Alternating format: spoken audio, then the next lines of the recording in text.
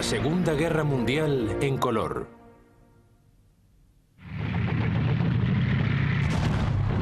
Overlord.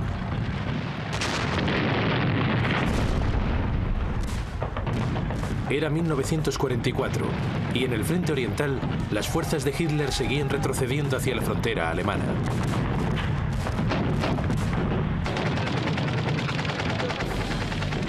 Pero Alemania estaba a punto de enfrentarse a una nueva amenaza. En el oeste, las fuerzas aliadas llevaban meses preparándose para abrir un nuevo frente en el noroeste de Francia. El adiestramiento ya había comenzado.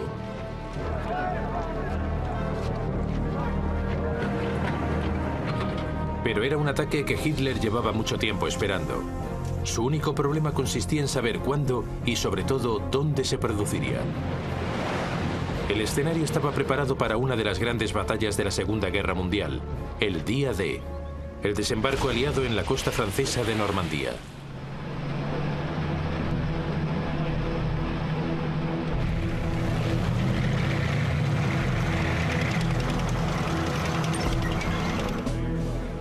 Desde los primeros años de la guerra, el primer ministro británico Winston Churchill siempre había estado seguro de que en algún momento sería necesario que los aliados invadiesen Europa. Las únicas dudas eran cuándo, dónde y cómo. Finalmente, en abril de 1943, en una conferencia de los aliados en Washington, Churchill y el presidente de los Estados Unidos, Franklin Roosevelt, acordaron una fecha.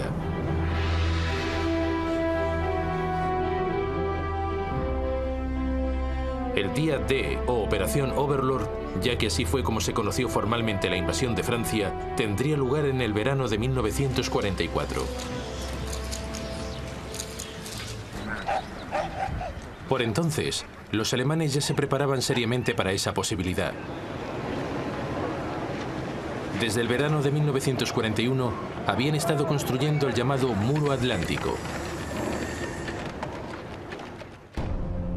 Era una enorme cadena de fortificaciones a lo largo de la costa europea, desde Dinamarca hasta la frontera con España. Habían construido baterías de artillería en las zonas de desembarco más probables. Habían minado y cubierto con alambre de espino las playas. Habían colocado obstáculos en lugares estratégicos para bloquear el desembarco. En el verano de 1942 se habían intensificado los trabajos en el Muro Atlántico. Hitler también había ordenado un aumento en el número de tropas en la región. El comandante general alemán en el oeste, el mariscal de campo Gerd von Rundstedt, había recibido 15 divisiones adicionales.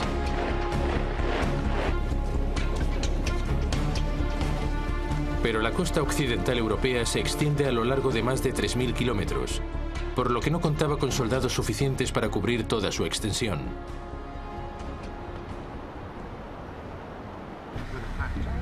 Von Rundstedt se enfrentó a una difícil decisión: ¿dónde debía posicionar sus fuerzas para maximizar su efecto?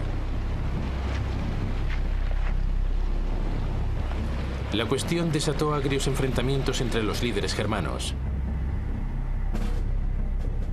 Von Rundstedt propuso mantener una importante fuerza de Panzers en reserva al noroeste de París. Desde allí podría enviarlos contra cualquier invasión una vez supiese dónde se estaba produciendo.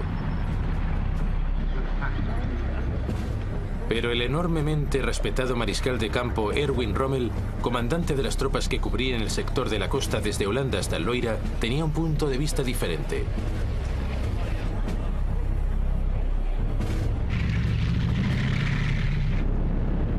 A Rommel le preocupaba el poder aéreo de los aliados. Lo había comprobado de primera mano al luchar contra los británicos en el norte de África y le había causado una profunda impresión. Temía que cualquier contraataque alemán fuese neutralizado por la aviación aliada antes de poder entrar siquiera en acción.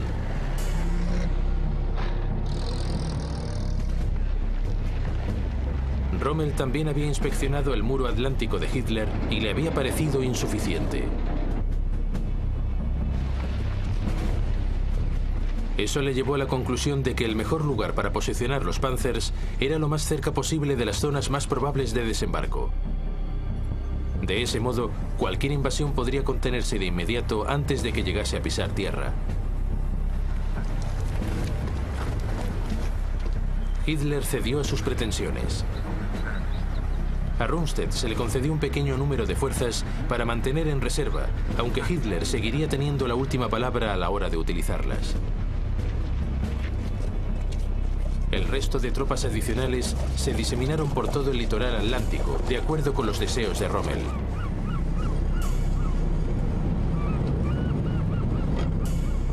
Esa acabaría siendo la peor de todas las soluciones, pues no había suficientes reservas ni suficientes tanques cerca de la costa. Pero en otoño de 1943, nada de esto podía saberse todavía.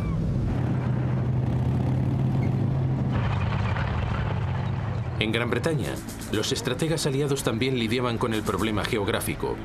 ¿Cuál era el mejor lugar para el desembarco? Su principal responsable, el general Frederick Morgan, pronto comprendió que había dos opciones principales: el paso de Calais y Normandía.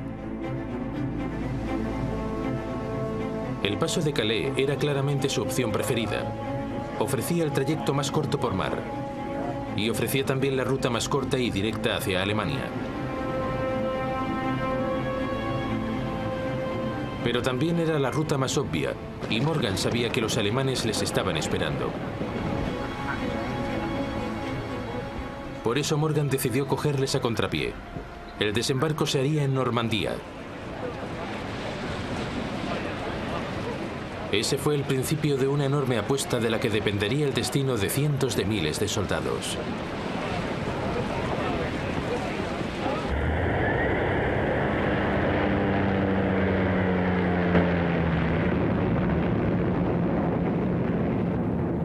En otoño de 1943, los aviones de reconocimiento fotográfico de los aliados barrieron todas las playas del norte de Francia. Era parte de una enorme operación de planificación de la invasión por mar de Europa. Las fortificaciones del muro atlántico fueron supervisadas por la resistencia francesa. Algunos hombres se arrastraron hasta la orilla para recoger muestras de arena y así probar si los vehículos armados podrían desembarcar sobre ella. El norte de Francia se convirtió en el litoral costero más reconocido en toda la historia bélica. Pronto quedó claro que cualquier desembarco necesitaría de algún tipo de instalación portuaria.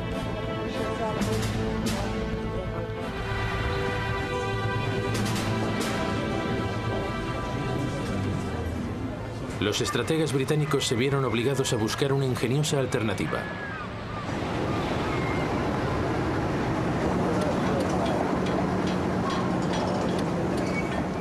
Construyeron gigantescas cajas de cemento vacías en Gran Bretaña para poder remolcarlas posteriormente hasta la costa francesa.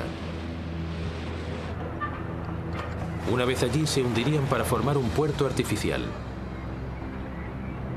Eran conocidas por su nombre en clave, mulberries, o matas de moras.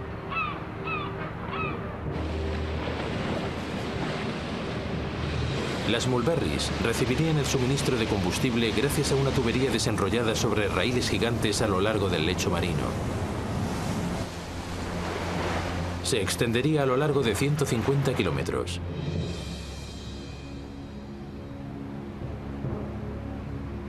La estación de bombeo de la isla de Wright se camufló como una fábrica de helados. Solo quedaba un problema. ¿Cómo impedir que los alemanes llamasen a un número considerable de refuerzos antes de que los aliados pudiesen establecerse en tierra?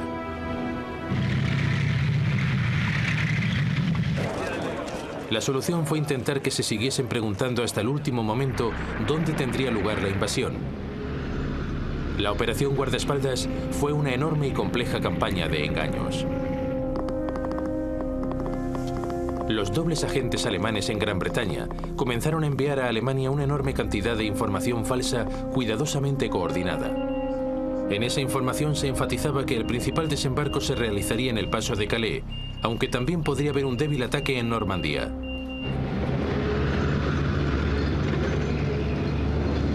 Para enturbiar todavía más las aguas, el mando militar aliado creó una unidad ficticia, el llamado Primer Grupo del Ejército de los Estados Unidos, o FUSAG.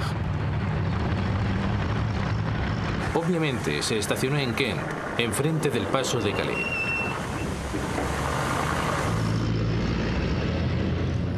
Basher 5-2, this is Basher 1-1 on Alpha. Las transmisiones por radio imitaban el tráfico inalámbrico de un ejército. Por si acaso se producía algún reconocimiento aéreo de la Luftwaffe sobre Gran Bretaña, los campos de Kent se llenaron con tanques hinchables y con rastros falsos cuidadosamente diseñados.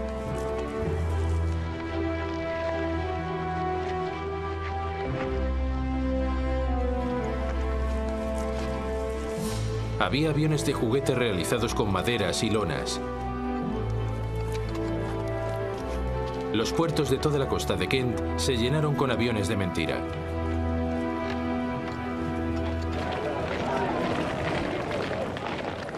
E incluso había soldados, aunque estos eran en realidad unidades de apoyo.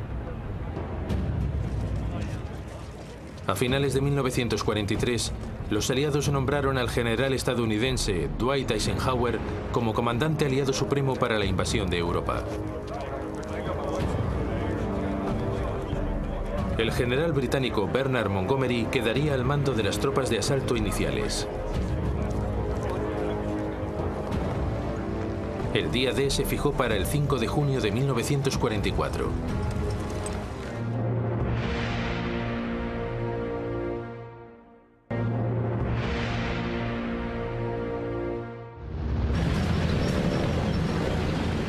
Conforme se acercaba la fecha de la invasión, el número de soldados aliados en Inglaterra aumentó hasta superar los 2 millones. Contaban con el apoyo de más de 3.000 tanques y 12.000 aviones.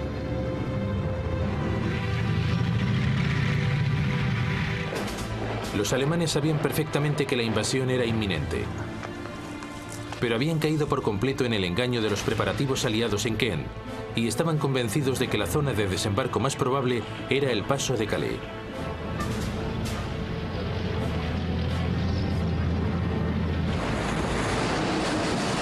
Todo parecía ir según los planes de los aliados. Las tropas fueron informadas. Pero entonces la climatología les dio la espalda. La lluvia caía con fuerza, la visibilidad era escasa y se desató un vendaval sobre el canal.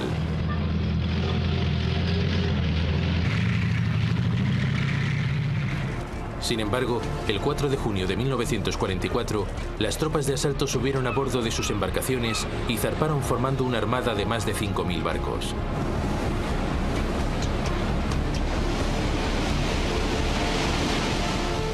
Pero la lluvia seguía arreciando, y ese mismo día, la invasión se tuvo que posponer. Los barcos volvieron a puerto y las tropas de asalto se prepararon para una inquietante espera.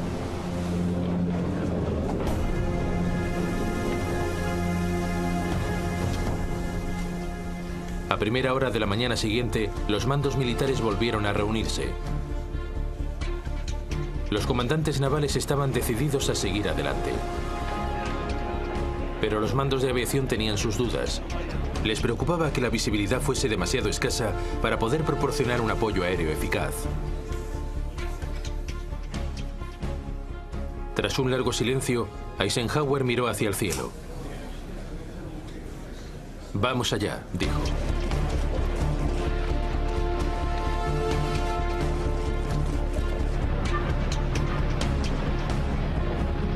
La operación Overlord, la mayor invasión por mar de la historia, se había puesto en marcha. El día D había comenzado.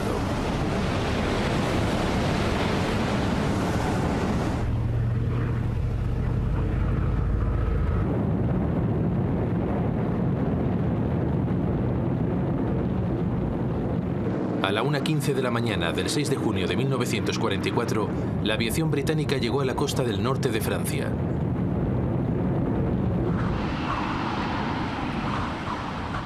Una vez allí, liberaron a los planeadores para capturar puentes vitales sobre el canal de Caen, al este de Normandía.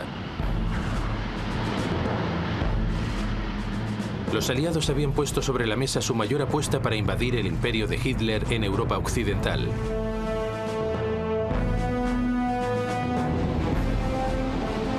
...80 kilómetros más al oeste, los paracaidistas norteamericanos caían sobre el pueblo de Saint-Mère-Église.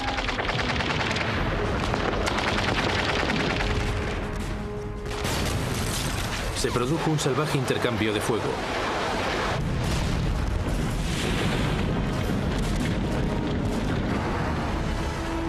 Pero 3 horas más tarde, el pueblo estaba en manos estadounidenses. Una de las batallas más cruciales de la Segunda Guerra Mundial se acababa de poner en marcha. Una hora más tarde, los aterrorizados centinelas alemanes apostados en la costa de Normandía vieron cómo un enorme ejército surgía de entre la niebla. No habían recibido ninguna advertencia.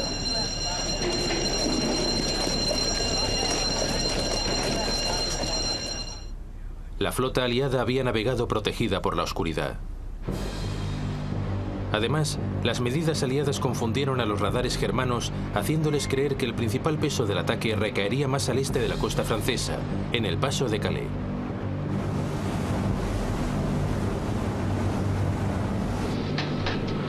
Los buques de guerra aliados comenzaron a atacar las posiciones defensivas germanas en Normandía.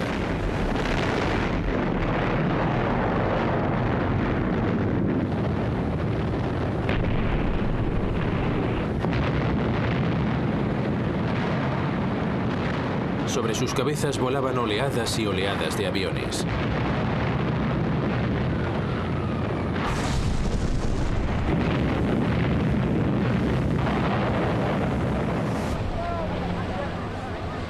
Cubiertos por los bombardeos, las tropas de asalto se lanzaron hacia la orilla.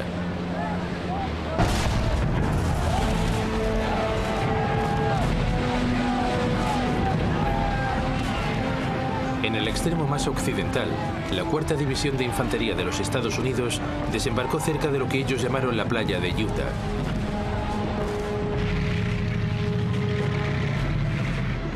Al cabo de 2 horas, habían logrado contactar con los paracaidistas que habían aterrizado en Saint-Mère-Église.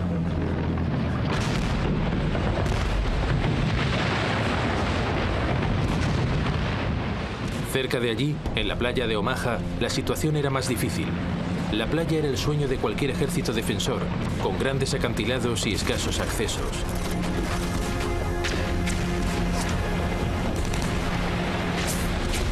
Las ametralladoras germanas acribillaron a la 1ª División de Infantería mientras se adentraba en la playa.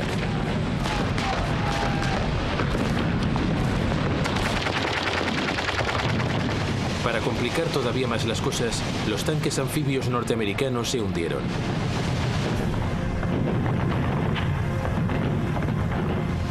Los soldados quedaron atrapados en la playa. Se avecinaba un desastre.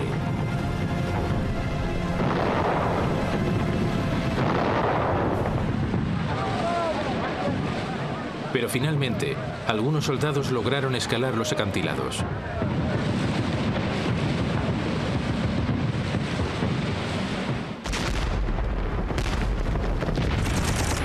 Y en contra de todas las previsiones, los soldados norteamericanos resistieron en la cabeza de playa.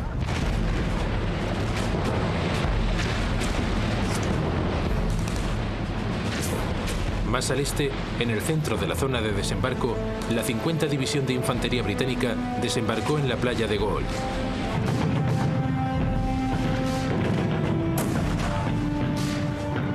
También ellos se encontraron con una salvaje descarga de fuego.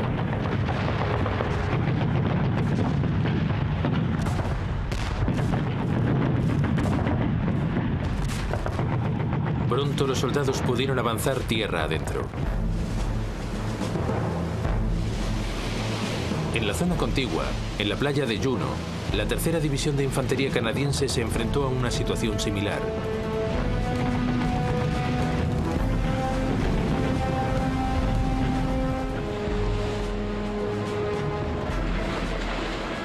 Por último, en el extremo del flanco izquierdo, en la playa de Sword, la tercera división de infantería británica se topó con escasa resistencia.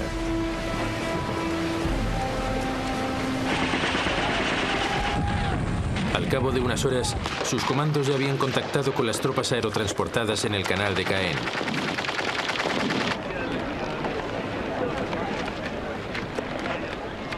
A primera hora de la tarde, los aliados habían conseguido establecerse con éxito en todas las cabezas de playa.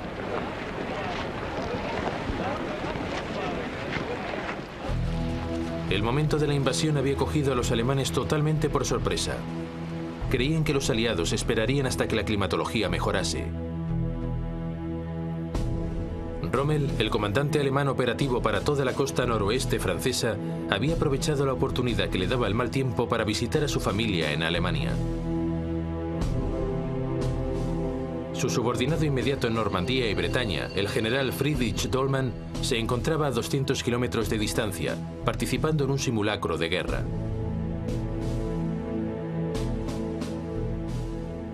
Solo el comandante alemán para el conjunto de Europa Occidental, el mariscal de campo Gerd von Rundstedt, estaba en su cuartel general. Pero necesitaba el permiso de Hitler para enviar sus Panzers al campo de batalla. Sin embargo, Hitler estaba durmiendo y sus ayudantes no le despertaron. Hasta el mediodía el Führer no se enteró de la invasión, pero no se la tomó en serio. Seguía convencido de que el principal ataque se produciría en el paso de Calais. Creía que lo de Normandía no era más que una treta.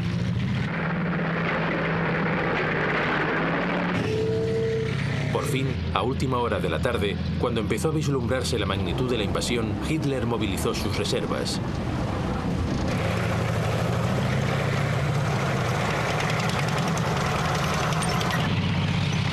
Pero estaban demasiado lejos para proporcionar un apoyo inmediato.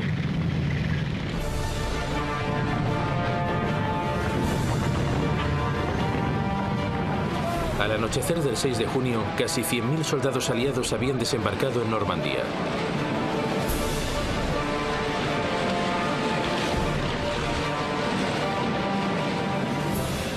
Había sido una extraordinaria hazaña en cuanto a estrategia, ingenio y valentía. El primer día de la gran apuesta aliada había dado sus frutos. Pero era solo el principio. Ahora tenían que asentarse, fortalecerse y avanzar a través de Europa.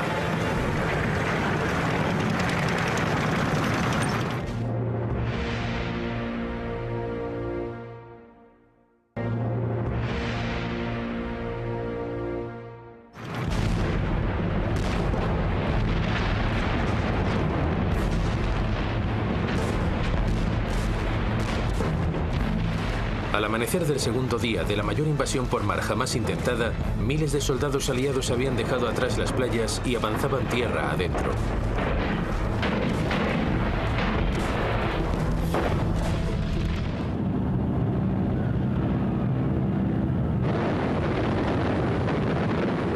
La Fuerza Aérea Aliada les ofreció un apoyo crucial. Cuando llegaron los Panzers de refuerzo de von Rundstedt, estaban tan diezmados por los ataques aéreos que fueron incapaces de organizar un contraataque relevante.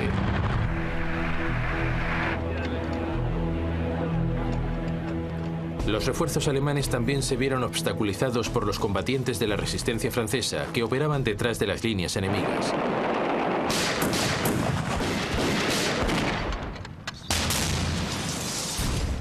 Tendieron emboscadas a convoyes de soldados y volaron puentes. Como resultado, la división SS Panzer Das Reich tardó más de 2 semanas en completar un viaje que debería haber durado apenas 3 días. Sus soldados descargaron su furia contra la población civil francesa.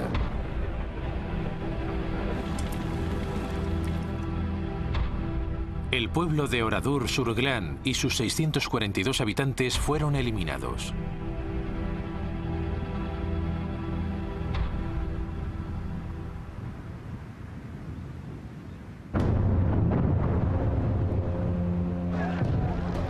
Tras 4 días de combate, todas las cabezas de playa aliadas habían conseguido establecer contacto.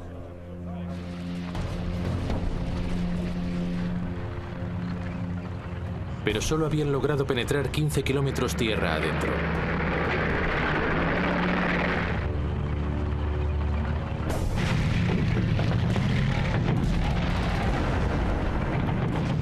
Al fin, 6 días después del desembarco, el comandante británico, el general Montgomery, emprendió un gran ataque contra la ciudad de Caen, de gran importancia estratégica. La 7ª División Armada Británica, las Ratas del Desierto, avanzaron hacia ella.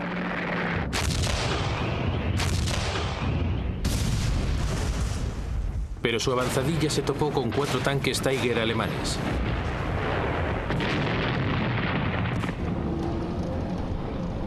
Los tanques Sherman de los aliados eran muy inferiores.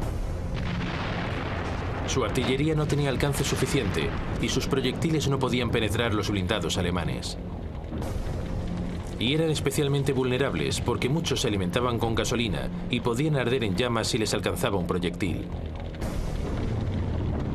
Los alemanes apodaron al tanque Sherman el Ronson en honor a los encendedores o el Tommy Cooker en honor a las cocinas de campaña. En menos de 5 minutos, más de 10 tanques británicos fueron destruidos. El ataque contra Caen se detuvo.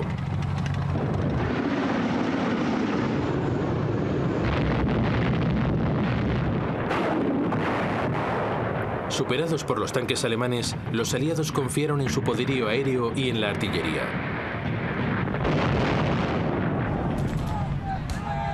Pero no fue suficiente. Las Ratas del Desierto se retiraron y Caen permaneció en poder de los alemanes.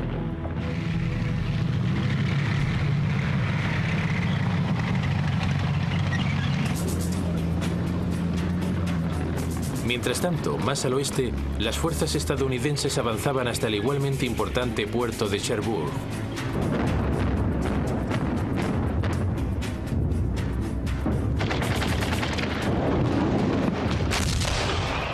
Tardarían casi 10 días en poder acercarse a él.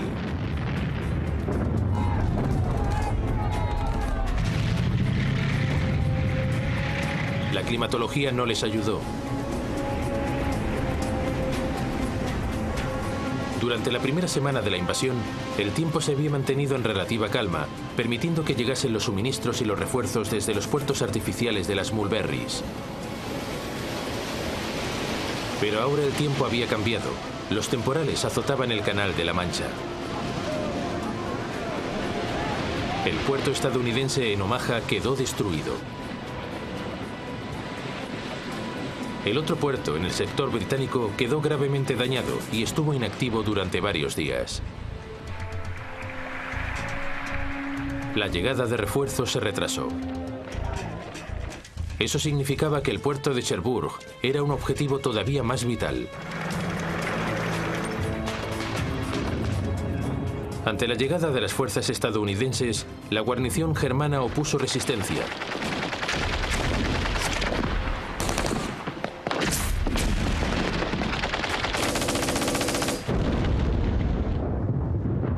Se desató un feroz combate casa a casa.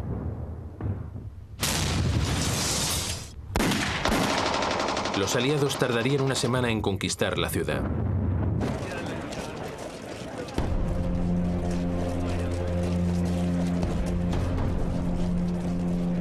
Pero los alemanes destrozaron el puerto en su huida.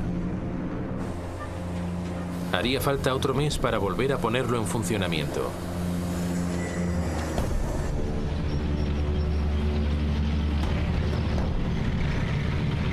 Mientras tanto, Montgomery lanzaba otro ataque contra Caen.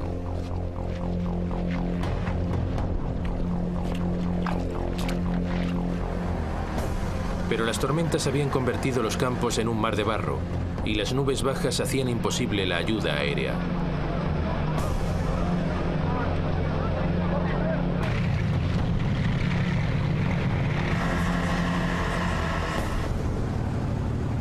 Para complicar todavía más las cosas, los alemanes encargaron la defensa de la ciudad al recién llegado segundo cuerpo de élite SS Panzer.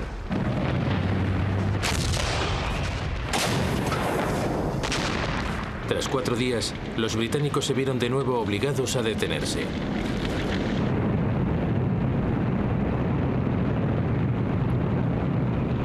Cuando las nubes se disiparon, casi 500 bombarderos aliados devastaron la ciudad.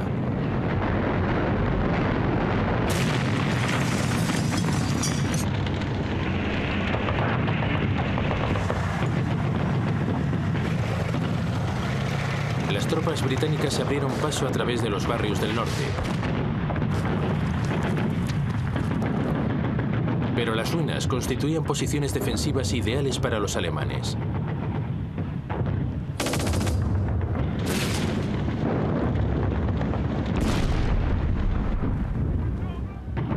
Las víctimas aliadas se multiplicaron.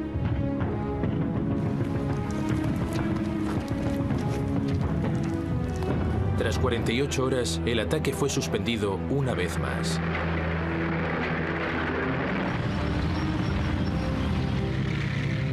Tres semanas más tarde, Montgomery lo intentó por 4ª vez. El plan era capturar los últimos bastiones germanos y posteriormente empujar hacia el sur, adentrándose en Francia.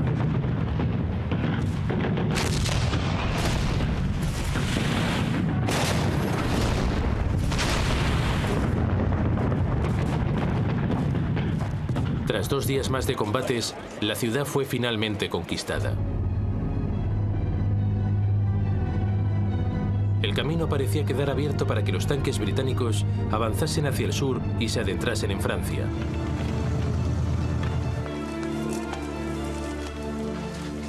Pero los alemanes todavía les esperaban con su enorme fuerza de Panzers.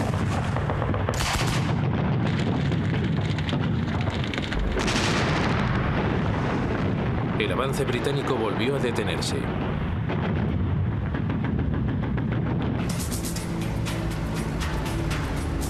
En el oeste, sin embargo, los americanos lo tenían más fácil. Los combates en torno a Caen habían absorbido la mayor parte de soldados alemanes. Mientras las fuerzas norteamericanas se preparaban para atravesar Francia, apenas se enfrentaron a una escasa resistencia. Todo estaba listo para que las fuerzas aliadas pudiesen por fin penetrar en Francia.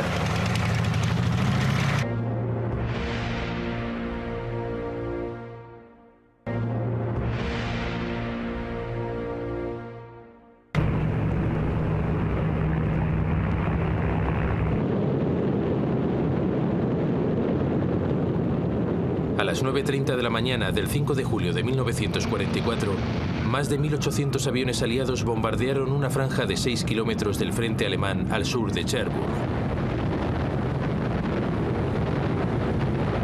Era el principio de la Operación Cobra, el avance norteamericano sobre Francia.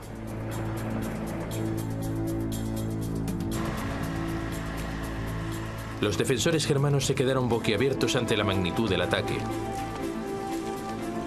Aunque lo mismo le pasó a algunos de los soldados norteamericanos. El plan era que los bombarderos volasen desde el este, en paralelo a la línea de frente estadounidense, para minimizar el riesgo de bombardear a las tropas norteamericanas. Pero la mayor parte de la aviación acabó encima de las líneas norteamericanas. Las bombas se quedaron cortas. Como resultado, murieron más de 100 soldados estadounidenses.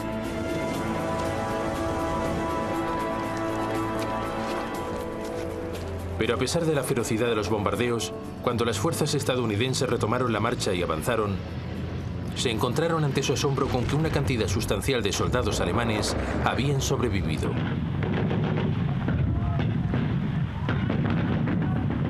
Los supervivientes opusieron una pertinaz resistencia.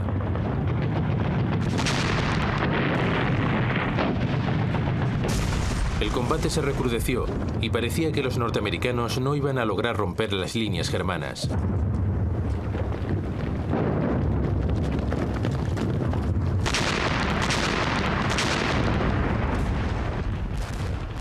Pero entonces las defensas alemanas se resquebrajaron.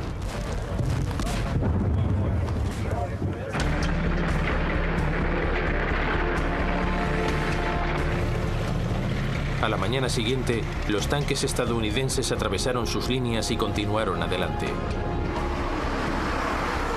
Ya casi no quedaba resistencia alemana, y los norteamericanos rápidamente progresaron a través de Francia. Así cayó la ciudad de Coutances. Y después la estratégica ciudad de Avranches.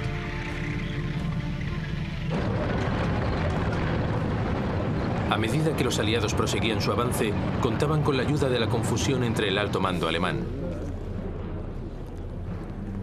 A principios de julio, 3 semanas después del desembarco, Hitler despidió al comandante en jefe alemán, el mariscal de campo Gerd von Rundstedt, por derrotismo.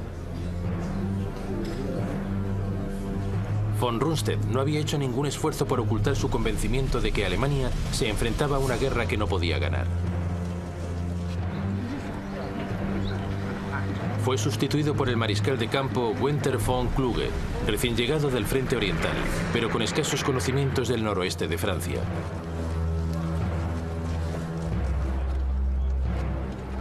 Dos semanas más tarde, Rommel, el segundo oficial alemán con mayor rango en el frente, resultaba gravemente herido cuando su coche era atacado por un caza británico.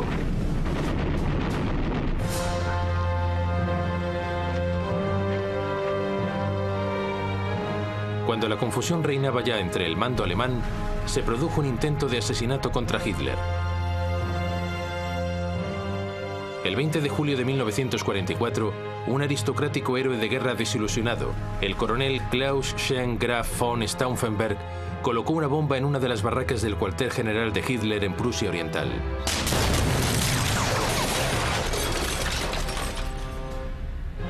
Cuatro oficiales murieron.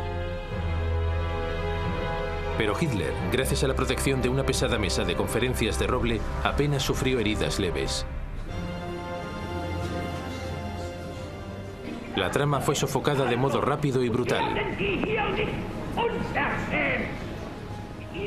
Von Stauffenberg fue fusilado y sus principales colaboradores fueron a juicio. Posteriormente morirían ahorcados. Hitler puso al mal tiempo buena cara y fue a visitar a algunos de los heridos al hospital. Pero aquello acentuó todavía más su desconfianza en sus principales mandos. Por ello, y a pesar de sus numerosos errores en el pasado, exigió un mayor control sobre las decisiones en el campo de batalla.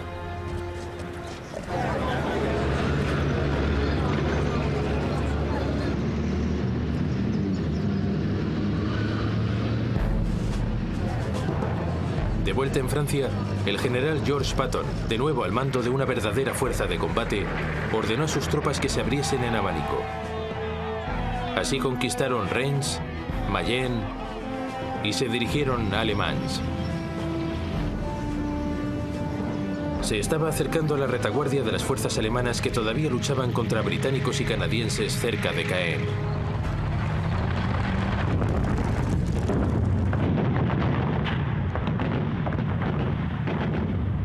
Los americanos al sur y los británicos al norte, parecía que las fuerzas alemanas en Normandía estaban rodeadas.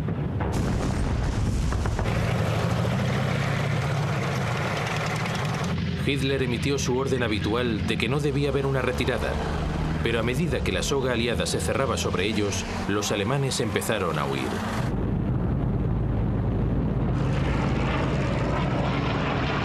En su retirada fueron hostigados de forma implacable por la aviación y la artillería aliada.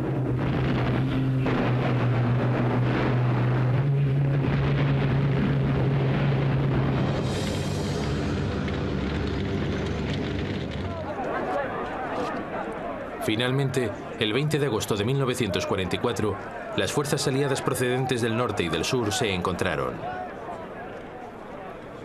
La llamada Bolsa de Falaise, en honor al pueblo francés cercano, se había cerrado.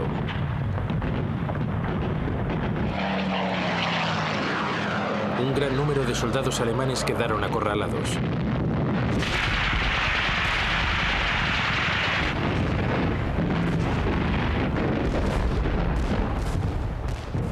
Más de 10.000 alemanes murieron atrapados dentro de la pinza aliada.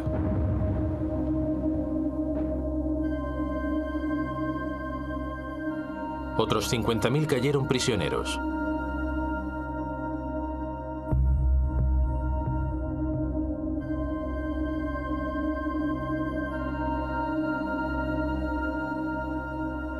El ejército alemán de Europa Occidental estaba sumido en el caos.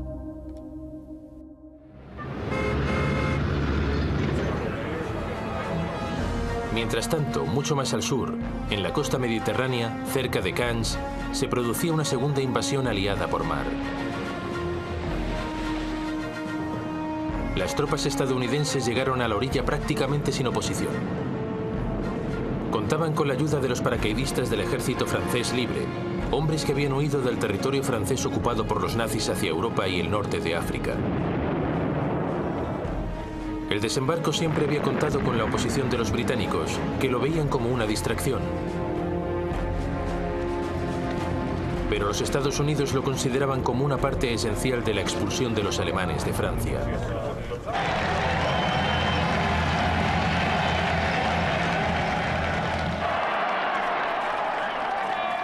Las tropas fueron recibidas por una población en éxtasis.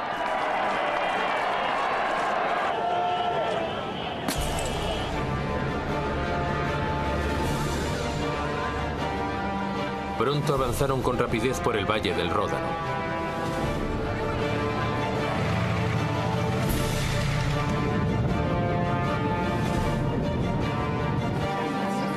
Lyon fue liberada el 3 de septiembre de 1944.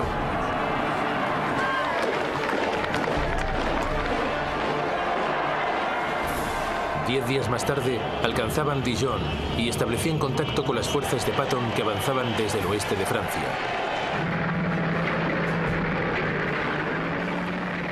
Las unidades germanas estacionadas en la región huyeron.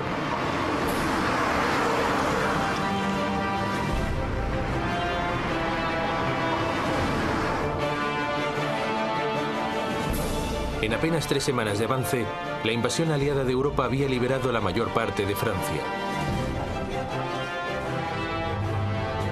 Solo quedaba París, donde los combatientes de la resistencia francesa se habían sublevado ya contra la ocupación alemana. Parecía como si ya nada pudiese impedir que la avalancha aliada continuase hasta la frontera alemana.